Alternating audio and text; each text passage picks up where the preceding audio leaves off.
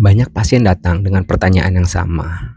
Dok, saya terdiagnosis gagal ginjal. Apakah ini permanen? Pertanyaan ini sebenarnya sangat penting. Karena dalam dunia medis kita mengenal ada dua istilah, gagal ginjal akut dan gagal ginjal kronis. Keduanya sama-sama berkaitan dengan penurunan fungsi ginjal.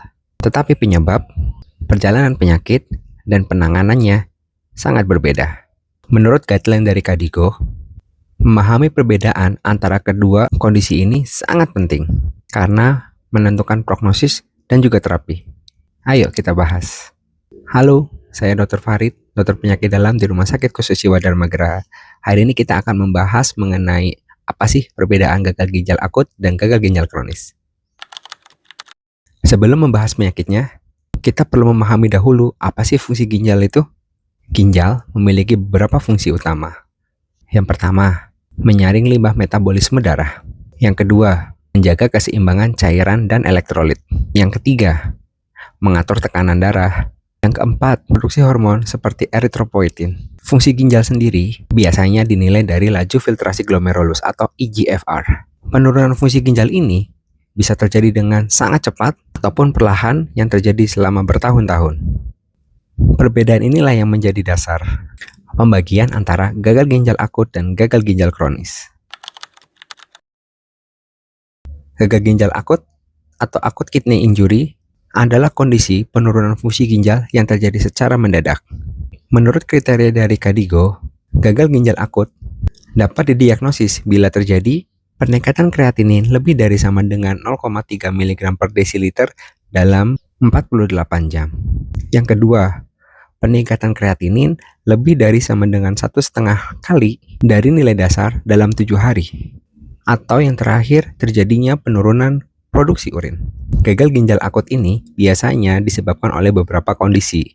Bisa karena dehidrasi berat, bisa karena infeksi berat atau sepsis, bisa karena obat-obatan tertentu seperti NSAID, bisa terjadi karena gangguan aliran darah di ginjal, atau ada obstruksi di saluran kemih. Yang penting perlu dipahami adalah, pada banyak kasus, gagal ginjal akut itu bersifat reversible. Tentunya, jika penyebabnya dapat ditangani dengan cepat. Berbeda dengan gagal ginjal akut, gagal ginjal kronik itu penurunan fungsi ginjal yang terjadi selama bertahun-tahun. Gagal ginjal akut adalah kondisi di mana terjadinya penurunan fungsi ginjal lebih dari 3 bulan. Diagnosis dari gagal ginjal kronik itu sendiri ditegakkan jika terjadi eGFR-nya kurang dari 30 atau adanya kelainan struktur dari ginjalnya.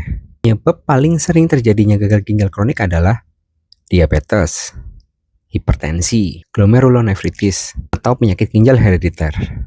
Gagal ginjal kronik ini biasanya berkembang dengan sangat perlahan dan seringkali tidak ada gejala pada tahap awal.